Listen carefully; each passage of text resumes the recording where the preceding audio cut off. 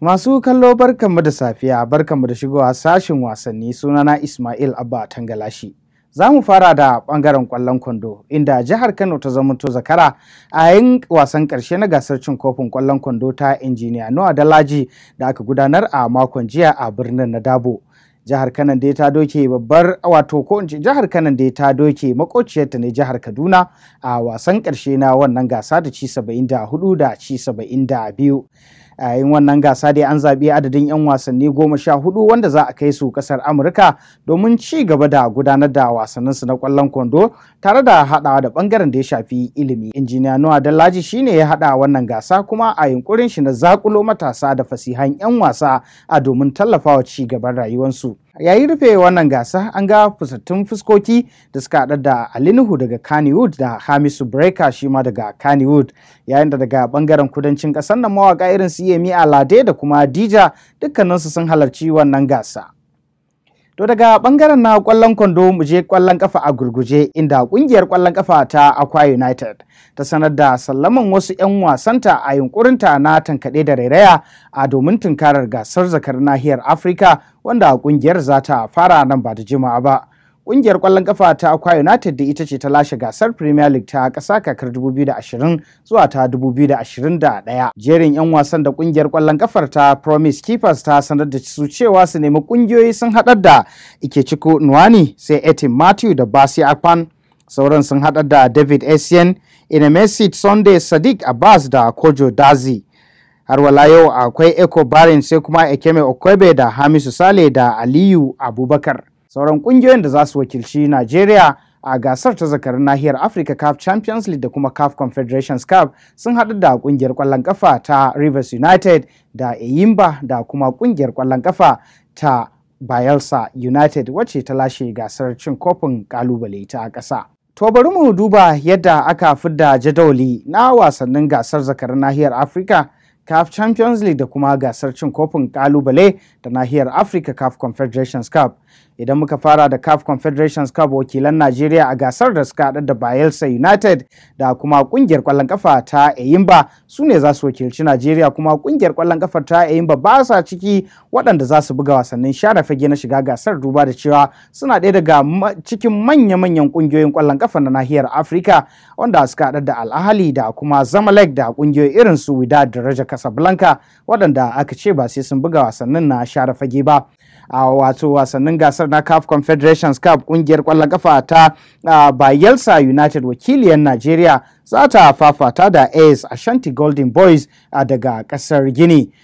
Yayin da idan muka je ga gasar zakarin nahiyar Africa CAF Champions League, Akwa United za ta yi karo mai zafin gaske da kungiyar kwallon kafa ta Belouizdad CR daga kasar Algeria, inda kuma kungiyar kwallon kafa ta Rivers United za ta fafata da kungiyar kwallon kafa ta Young Africans ta kasar Tanzania. Za a buga wasannin makon farko ne daga ranar 10 zuwa 12 ga watan Satumba, inda za a barje gumi a wasanni na biyu daga ranar 17 zuwa 19 ga watan Satumba. Ƙungiyoyin na Najeriya na da buƙatar samun nasara a wasanni biyu da za su buga gida da waje domin samun gurbi a zagaye na gaba na gasar ta CAF Confederations Cup da kuma CAF Champions League. Wani abu mai kama da alhini da abin tausayi da ya faru da ɗan wasan Najeriya na gaba Samuel Kalu a wasannin mako na biyu na gasar cin kofin French Ligue 1 ta kasar Faransa a daidai lokacin da yake takawa kasar kungiyarsa ta Bordeaux leda a wasan da suke buga da ita da kungiyar kwallon kafa ta Olympique de Marseille a ƙarshen makon jiya. Dan wasan Samuel Kalu ya yanke jiki ya faɗi a daidai lokacin da dan wasan gaba na kungiyar kwallon kafa ta Olympique de Marseille Dimitri Payet zai buga bugun tazara. Dan wasan na Najeriya ya gaza karasa wannan wasa bayan ya yanke jiki ya faɗi, wanda kuma ya zamanto karo na biyu kenan da dan wasan Samuel Kalu ke yanke jiki ya faɗi ana tsaka da wasa a cikin shekaru biyu, ko a lokacin da ake shirye-shiryen tafiya gasar cin kofin nahiyar Afirka wanda a kasar Algeria ta lashe. Dan wasan ya yanke jiki ya faɗi a ɗaya daga cikin wasannin da Najeriya ta buga na sada zumunci kafin wannan gasa, wanda kuma da dama daga cikin magoya bayan kwallon kafa da tawagar kwallon kafan ta ƙasa ke ta kira da wannan dan wasa da ya ajiye taka leda, duba da cewa manya-manyan 'yan wasa da suka fito daga nan Najeriya da nahiyar Afirka sun rasa rayuwansu a irin wannan yanayi. To idan muka tsallaka kasar Jamus, can ma magoya baya na cikin alhini da ɗimuwa bayan mutuwan da tsohon ɗan wasan ƙasar Jamus da ƙungiyar ƙwallon ƙafa ta Bayern Munich Gerd Müller ya yi. Gerd Müller na ɗaya daga cikin shahararrun 'yan wasa waɗanda duniya ke alfahari da su a wancan lokaci. Tsohon ɗan wasan ya zira ƙwallaye guda 566 daga wasanni 607 da ya bugawa tawagar ƙungiyar ƙwallon ƙafa ta Bayern Munich. Haka kuma ya zirawa babbar tawagar ƙasar Jamus ƙwallaye 68 daga wasanni 62 da ya wakilce ta. So 17 wannan dan wasa yana lashe takalmin zinare na yawan kwallaye, haka kuma ya lashe kyautar nan da ake kira na Footballer of the Year so biyu, ya lashe gwarzon dan wasa na Ballon d'Or so daya. Ya jagoranci kasar Jamus ta lashe gasar cin kofin duniya da kuma gasar Euro, haka kuma ya lashe Intercontinental Cup, ya kuma lashe gasar zakar nahiyar Turai gefe Champions League har so 3. Ya jagoranci Bayern din ta lashe gasar Bundesliga so 4 da DFB Pokal so 4. Masu kallo, a daidai wannan lokaci mun karbi bakoncin Alhaji Abdulrashid Sale Micika, wanda ke zama babban jami'i na shirya gasar wato marathon gudu mai dogon zango kenan a Kano Heritage Marathon da za a yi a watan Disamba idan Allah ya kai mu. Alhaji Abdulrashid Sale Micika, barka da shigowa bangaren wasanni. Mu shiga to mu duba wannan gasa da za a fara kwanan nan wato Kano Heritage Marathon. Me yasa kuka kirkiri wannan gasa, kuma me yasa kuka zaɓi jihar Kano? Abin da yasa muka kirkiro wannan wasan saboda shi wannan wasan ba yin shi a nan Kano. So sabon wasa ne wanda muka kawo zuwa Kano, kuma mun kawo shi ne domin mu nuna mutane cewa yana da kyau ana dan motsa jiki, sannan kuma muna so kuma mu yi amfani da wannan daman domin mu samu mu tallata jihar Kano. Shi yasa in ka duba lakabin yana nan aka ce Kano Heritage Marathon. Kazan shi heritage abu ne wanda ya shafi al'adu da kuma abubuwa na tarihi da waye da sauransu, yawa na gargajiya. To shi yasa muna so mu yi amfani da shi wannan marathon mu samu mu tallata jihar Kano a duniya, saboda san cewa akwai abubuwa na al'adu na gargajiya da abubuwan da ya kamata a zo a gani a nan a jihar Kano. So shi yasa muka kawo shi wannan wasan nan jihar Kano. Wasan tsere mai dogon zango da ake kira da marathon wasa ne wanda zamu iya cewa ana yin shi kamar yadda na faɗa dogon zango, ana cin kilomitoci. Kaman ku wanda za ku yi a nan jihar Kano zai kai kaman kilomita nawa? A kilomita 42 ne, amma su that is yan kwararrun su marathon din kenan. Sannan akwai kilomita kuma 10 wanda kuma shine na yan gari da kuma ɗalibai. Sai kuma akwai yan ƙasa wanda su kuma suna sana'ar su gudu ne, wanda kuma ba su yi nisa harkan shi gudun ba, su kuma za su iya su yi iya inda suka tsaya ba wani abu. Idan na fahimce ka, wannan wasanni da za a yi bangarori guda 4 kenan. Guda 4 ne. To kaman bangaren kwararrun ko in ce manyan 'yan wasa daga kasashe na kuke sa rai za ku sami baki? Daga kasashe daban-daban, amma dai wanda dai yanzu mun fara making arrangement da su za su zo, akwai wanda za su zo daga Ethiopia, akwai wanda za su zo daga Kenya, amma kuma muna sa zaton wayansu za su zo daga wayansu kasashe daban-daban insha Allah. To daga nan gida Najeriya, su waɗannan kwararru da kuka ce kun fara tattaunawa da su domin ganin sun shiga wannan gasa a fafata da su. Muna gani idan an yi irin waɗannan wasanni a baya a jihar Lagos misali da ake sai ga 'yan Ethiopia sun zo sun lashe ko 'yan Kenya. Ya za ku yi wurin zabar da 'yan wasanmu na nan cikin gida Najeriya domin shiga, in an sun shiga za an dama da su ma samu manyan kyaututtuka?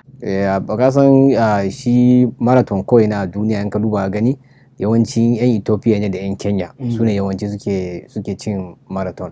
Dan ba zan iya tunawa a Kenya ko wani daji ma da ake ce mishi in kai je kai training a wannan daji din to automatically zaka ci gasan gudu. So su gudu ya riga da ya zama kamar al'adansu ne. So kuma suna kokari suna yin training a koda yaushe su ga sun yi wannan gudun yadda ya kamata. Mu kuma yawanci wanda suke wannan gudun zaka samu ba sa training din sosai, sai lokacin da gasan ya zo sannan lokacin za su tashi su ce za su yi training na shi wannan gudu.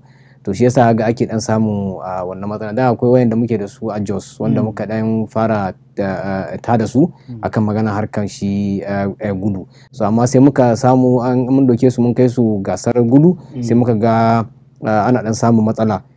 Sai muka duba muka gani sai ba su yin shi wannan training sai lokacin da za a yi gasar lokacin suke shiga shi training. Ba su shawarwari domin ganin cewa ku ba su misali watakila da irin dajin da ka ba mu misali yanzu a kasar Kenya? Yanzu mu dai muna da muka gane wannan matsalan sai muka sa ya zama kaman mandatory, kaman dole yawa, kaman dole kowane wata 2 ko kowane wata 1 da rabi za a yi musu training.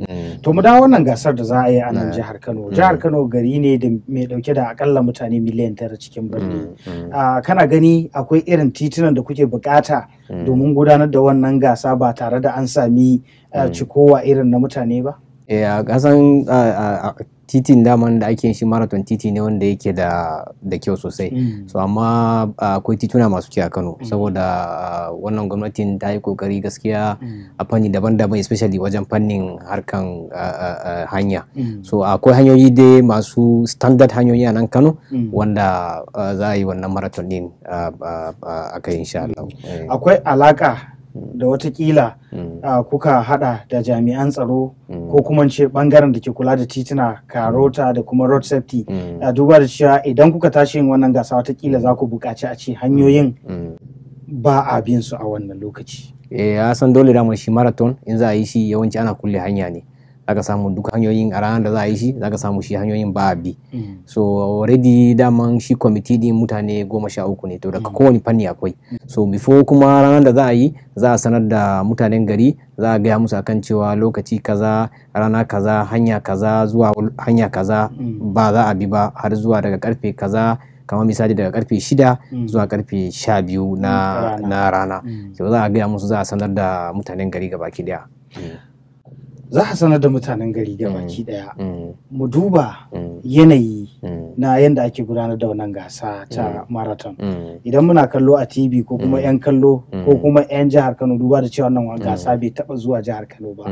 Idan ana kallo a talabijin za a ga cewa akwai 'yan kallo a gefe haka, an sa kyalle gefe da gefe an tare su amma suna kallo. Za ku bari irin wannan da za a yi su ma 'yan kallon su kashe karkwatan idan su yayin gudanar da sosai ma ai dama haka ake yin shi, saboda za ga ana sa ma kamfanoni suna zuwa suna sa logon su saboda su ma su tallata hajar su. So mutane kuma zai zama da suna daga bayan shi wannan abun, yana abu kaman karfe ne haka wanda za a tare hanya, saboda ba zai zama su zo kusa da hanya ba, tunda hanyar su yan gudu akai za su yi wannan tseren, tunda kaga mutane ne kuma da yawa, ba mutum ɗaya ba, mutum biyu, mutum uku ba. So su za su tsaya daga gefe, ta gefen can da ta gefen nan suna kallo insha Allah. Me rawar da ma'aikatar wasanni za ta taka ta kasa, musamman Athletics Federation of Nigeria da kuma ma'aikatar wasanni ta jihar Kano ko in ce Kano State Sport Commission, akwai rawa da za su iya taka a wannan gasa? Akwai sosai, kaman su Sport Commission sun gama taka rawan su, tunda sun kawo wasa wanda ba taba irin kawo irin wannan wasan ba a nan Kano. Sun yi kokari kuma sun kawo shi wannan wasan. So su kuma Athletic Federation su kuma daman su ne za su zo su duba su ga ina za a yi wannan wasan, a wani hanya, daga wani waje zuwa wani waje, sannan sai su yi sa makin su na shi abubuwan da ake sa na shi wannan wasan da za a yi. Sannan kuma su ne kuma yan gama wasan su za su yi rating wannan wasan. Su kuma suke kuma rating din wanda ya zo na farko da wanda ya zo na biyu da wanda ya zo na uku. So dole kaga duk abun da za a yi na wannan wasan da su za a yi, kuma su ma suna cikin wannan kwamitin na shi Kano Heritage Marathon ne. Daga watan Disamba kamar yadda muka gabatar za a fara wannan gasa. Kwanaki nawa za a dauka ana yi? Kwana ɗaya ne za a dauka ana yi. Gaba ɗaya za a gama duka bangarorin guda hudu? Duk gabaki da rana ɗaya za a yi shi a gama insha Allah. Sai na manta ban tambaye ka ba, mata ma za su iya fafata? Mata ma za su yi, suna ciki suna ciki su ma. Akwai fannin su, akwai fannin mata daban, akwai fannin maza daban. Za a ware su ne ko haɗe su za a yi? To za mu dai har yanzu dai muna duba dai, za a iya muna duba dai mu yi abun yadda dai insha Allah ba zai saba ma al'adu da kuma wani abu ba insha Allah. To akwai ta goma shi da za a bayar yayin ƙarshen wannan gasa? Akwai farashi, akwai kuma in ce maka akwai kyauta wanda aka tanadar, kuma kyauta masu yawa wanda ya kunshi kudade masu yawa wanda za a bayar daga na farko har zuwa na 10 duk za a bayar. Akwai kuma a kowane fanni kuma duka bangarorin guda hudu insha Allah. So muna kira mutanen gari su kokarta su zo don saboda samu su ci wannan kyautar su ma. To duba da cewa wannan gasa da kai miki ta tattauna da marathon ana yin sa a wasu kasashe, muna gani duk shekara wasu kasashen ana yi, wasu kuma bayan shekaru biyu. A nan za ku mai da shi al'ada ne idan aka yi bana a nan jihar Kano shekara mai zuwa ma a zo a sake, ko kuma dai kawai kun zo ne idan an yi wannan gasa ku tafi ba sai an sake yi ba? Kuma gaskiya gasan za a dinga yin shi kowane shekara, dan yanzu sofa za a yi kusan a inda muka yi signing contract da ita Kano State Government, za a yi kusan shekara 5 ana yin shi a nan jihar Kano ana yin shi wannan wasan. So wasan zai zama every year ne za a dinga yin shi.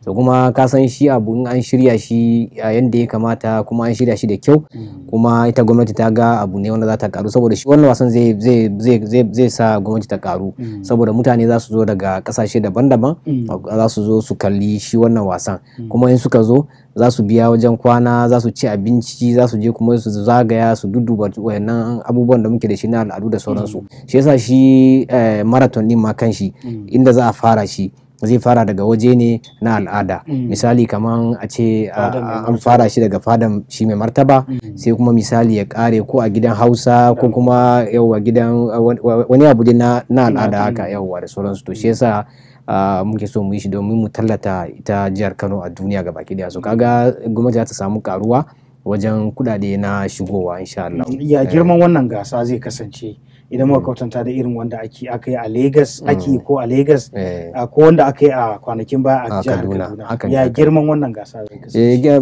Da yake muna sa zato ma nan da shekaru kaɗan ma za mu wuce Lagos ma a wannan gasa, saboda za mu shirya shi international standard ne, za mu shirya shi kamar yadda ake shirya shi, matakin yadda ake shirya shi a duniya gabaki da za mu shirya shi insha Allah. To sai mu ce muna muku fatan alkhairi. To mun gode.